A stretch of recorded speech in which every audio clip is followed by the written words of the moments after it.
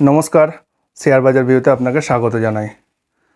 আমরা যারা শেয়ার বাজারে নতুন এসেছি তারা কেবলমাত্র জানে কোনো একটি শেয়ার কিনতে হয় এবং শেয়ারটির দাম বাড়লে বেচে দিতে হয়, মানে বর্ধিত দামে বেচে দিলে প্রফিট হয়। আর যদি কেনা দামের থেকে নিচে চলে আসে তাহলে বিক্রি করলে শেয়ারটি থেকে একটা লস বুক করতে হয়। মোটামুটিভাবে আমরা এটাই জানি। কিন্তু কোনো একটি শেয়ারকে আগে বিক্রি করে পরে কেনা যায়। হ্যাঁ, আপনি ঠিকই শুনলেন। আগে শেয়ার বেচে দেব, তারপরে শেয়ার কিনব, এতে একটা ভালো প্রফিট হয়ে থাকে। ইয়েস স্যার, আজকের ভিডিওটা খুব ইন্টারেস্টিং। যারা শেয়ার বাজারে একেবারে নতুন, এই ভিডিওটি দেখার পর নিজের মনে অনেক প্রশ্ন জাগবে। এটাও কি সম্ভব যে আমার কাছে কোনোরূপ শেয়ার নেই, অথচ আগে শেয়ার বেচে দেব এবং পরে শেয়ার কিনব? পাশাপাশি যারা শেয়ার মার্কেটে অনেক দিন ধরে আছেন, হয়তো আপনারা জানেন এটা সম্ভব, কিন্তু ইন্টারেস্টিং বিষয় হলো আমি একটা স্ট্র্যাটেজি শেয়ার করব। সেই স্ট্র্যাটেজিটা হয়তো আপনি জানেন না। তাই পুরনোদের কাছে, অর্থাৎ শেয়ার মার্কেটে যারা দীর্ঘদিন ধরে আছেন তাদের কাছে এই ভিডিওটা খুবই ইন্টারেস্টিং।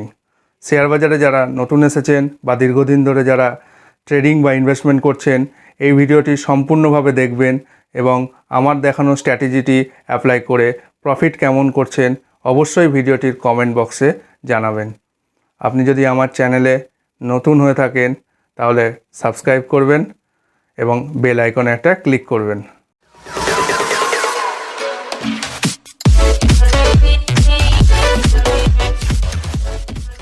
আমি আজকের ভিডিওটিতে একটি থাম্বনেল ব্যবহার করেছি, আগে বেচে দিন পরে কিনে নিন, ঘরে প্রফিট তুলে নিন। শেয়ার বাজারে যেমন আগে শেয়ার কিনতে হয় এবং পরে শেয়ার বেচতে হয়, এই ভাবনা নিয়ে আমরা শেয়ার বাজারে ট্রেডিং করতে এসেছি। কিন্তু এখানে আগে শেয়ার বিক্রি করলাম এবং পরে শেয়ার কিনলাম, এই প্রক্রিয়াতে ট্রেডিং করা যায়।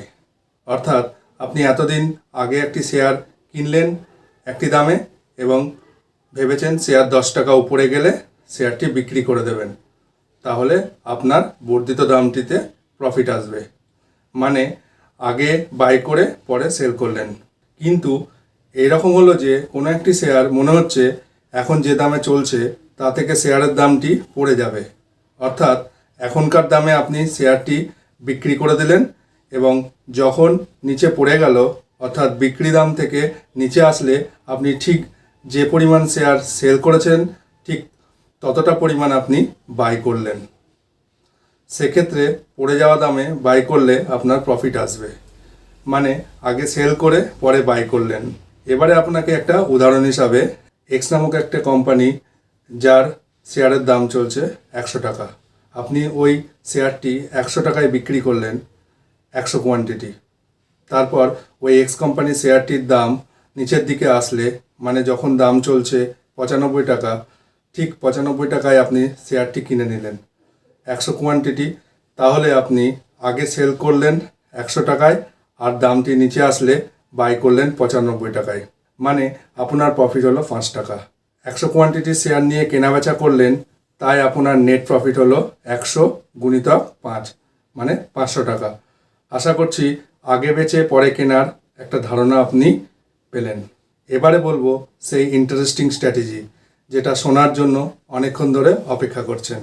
একটু ভালো করে মন দিয়ে শুনবেন। ধরুন আপনার কাছে ওয়াই নামক একটি কোম্পানির স্টক আছে, আগে থেকেই সেই স্টকটা কিনে রেখেছেন একটা ভালো প্রফিট করার জন্য।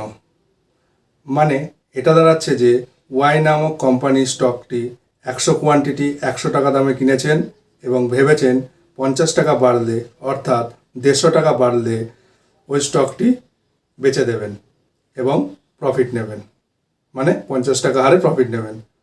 আমার স্ট্র্যাটেজি এটাই যে শেয়ারের দামটি 130 টাকা যখন চলছে তখন বেচে দিলেন। বেসিক্যালি আমার প্রফিট হচ্ছে 100 টাকায় কিনেছি, 130 টাকায় বিক্রি করেছি, মানে 30 টাকা হারে আমি লাভ পেলাম। এবার মজার কথা হলো, যেদিন শেয়ারটিকে বেচে দিলাম সেদিন দাম আবার নিচের দিকে এলো, অর্থাৎ 130 টাকায় বেচে দিলাম। কিন্তু এবার মজার কথা হলো, যেদিন শেয়ারটি বেচে দিলাম সেদিন দাম আবার নিচে এলো, অর্থাৎ 130 টাকায় বেচে দিলাম। সেই দিনটি দামটি 120 টাকায় চলে এলো। তৎক্ষণাৎ শেয়ারটি যদি বাই করি, মানে একটা দাঁড়াচ্ছে 130 টাকায় সেল করেছি, ঠিক ওই দিনটি আবার সমপরিমাণ কোয়ান্টিটি 120 টাকায় বাই করলাম, তাহলে প্রফিট হলো 130 বিয়োগ 120 মানে 10 টাকা। ওই 10 টাকা হারে প্রফিট আমি ইন্টারডে হিসাবে বুক করতে পারি। সেক্ষেত্রে আপনার 100 টাকায় কিনে রাখা শেয়ারটি বিক্রি না হয়ে পজিশন হিসাবে পুনরায় থেকে যাবে। আর আপনার পজিশনে থাকা শেয়ারটি বিক্রি করার পরে যদি দাম বেড়ে যায়, সেক্ষেত্রে এই স্ট্র্যাটেজি অ্যাপ্লাই করা যাবে না। এবারে আপনাকে জানাই যে আগে শেয়ার বেচে দেওয়া এবং পরে কেনা, এটা কেবলমাত্র ইন্টারডেতে ইকুইটি স্টকে হয়ে থাকে।